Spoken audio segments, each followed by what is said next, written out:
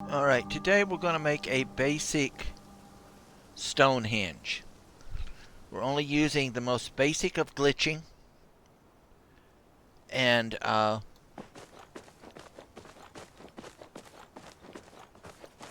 most of what we're going to be using is totally the small stone crates. Now for the small stone crates, of course, it takes 2 stones to make a block, then it takes 2 blocks to make a stone crate, small stone crate. So that means for each small stone crate you need 4 stones. You run it into your furnace. From the furnace, after making the stone brick, you take it into your workstation, and there you turn it into a small stone crate. So what we're going to do here is we need to find our small stone crates.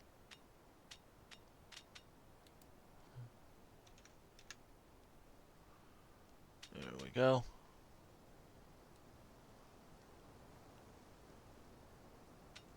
And we need to make a row of 4, 16 rows of 4. And the easiest way to do that is directly here.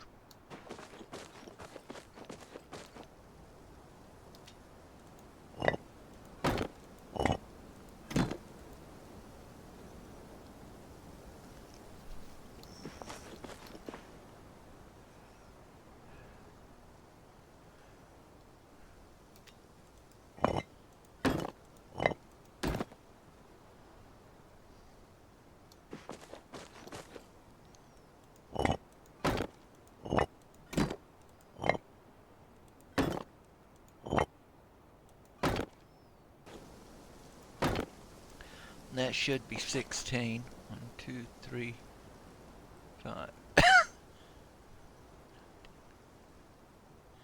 Alright, that's 16 of those.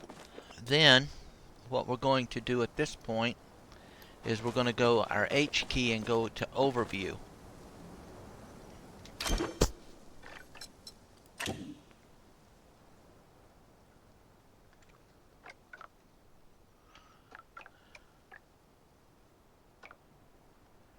We're going to Alt left click to lock it. I'm going to put one here. Nope. Let's put it here.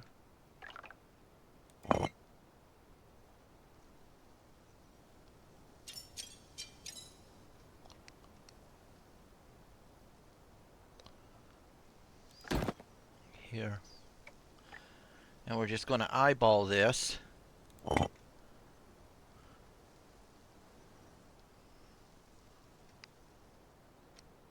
So, once we have our 16 4 stacks,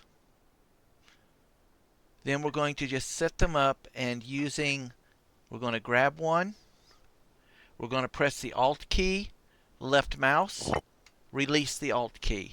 That locks this. Then I can move it here, and then using my Q and E keys, I can adjust it basically for where I want it. Then left mouse click, and it's back in place. At this point now we have a basic circle. I've got 3 extras. So I've got 13 in this lineup. What I want to do is glitch these corners into each other by typically trying to turn it only 1 turn. And by that, what I mean is, like here, I'm going to put my mouse over, hold my Alt key, left Alt preferably, click my left mouse, release the left Alt. That locks it. Now I can bring this here, and what I want to do is try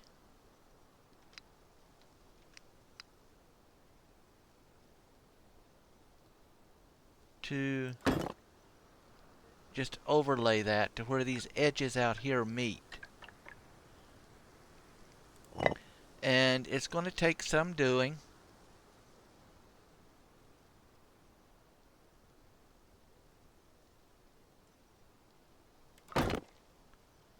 get it right.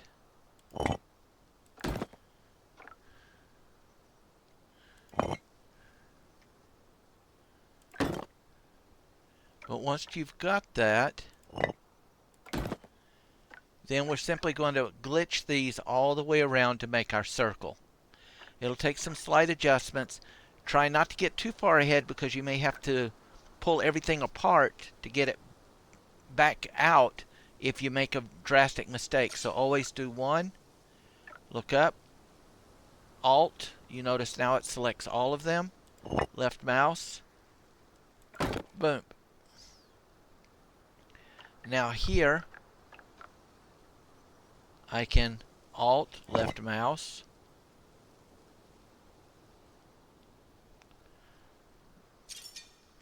and I will bring this down. See, I'm still a little off on that. Of course, depending upon your point of perfectionism,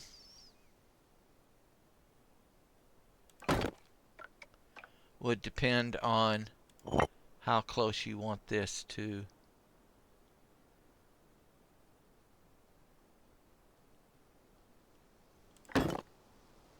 match up. It seems to be about the best I can get on that.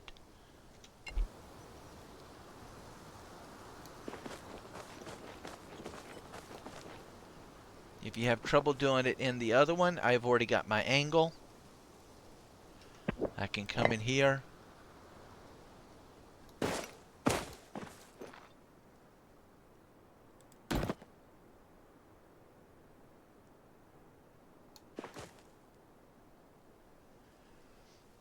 I can still Alt left mouse. I blocked it.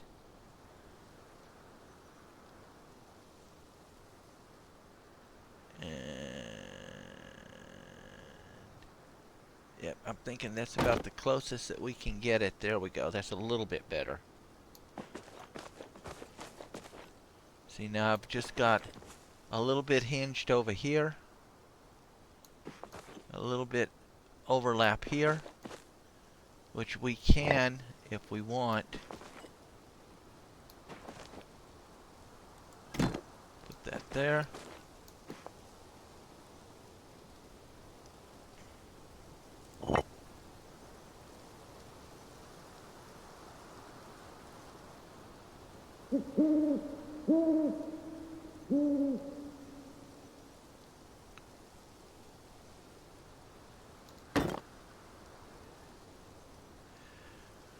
And that gives us, I mean, I wish they would allow us to move it by increment, like the plus minus key or something.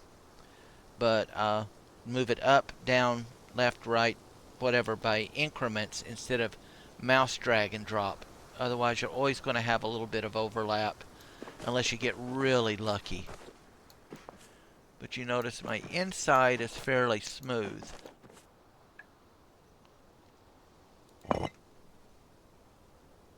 And once we've got that, then we can see about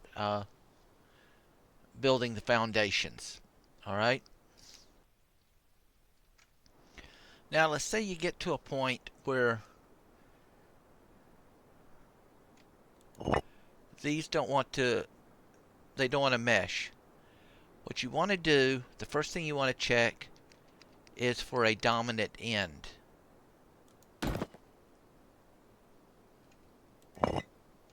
So I'm going to rotate it around the other way.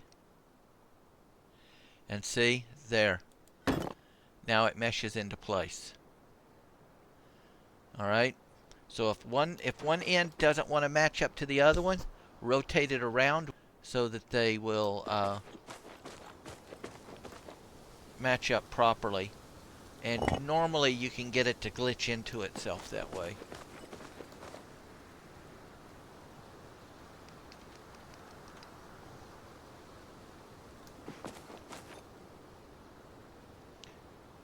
See here, it don't want to go around.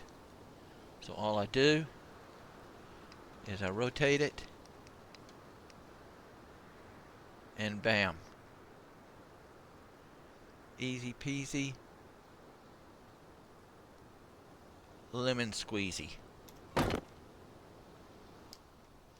So let me get this finished together. I'm going to have add another about 8 stones or so to fill in the gap, and then I'll get back with you.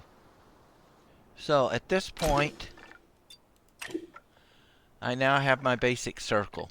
Again, it's not going to be like I've got a little edge right here, a little edge right here, but overall, unless you're looking at it from an aerial view, it will fit what you need. Again, this is the basic techniques, the most basic. I'm leaving a section here open because I want to have me a walkway or door.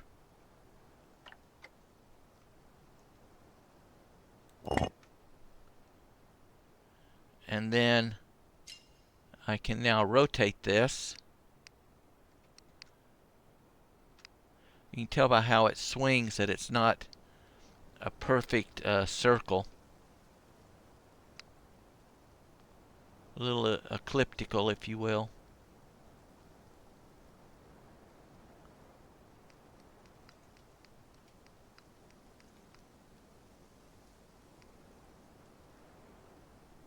Now I could extend out, but at this point I'm just testing. I've not changed my original backdrop for the house yet. So this is more of just a experimental looky-loo, if you will. Now at that point, I have my opening. I can put my opening whichever, northeast, southwest, however that I want to do it. At this point, I'm going to start my foundations. And I'm going to start with 3 high, because when I put that one on the top, it'll make it 4 high.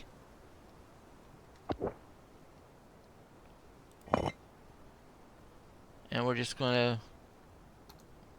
carry this around. I wound up using 20. So that's about 80 stones.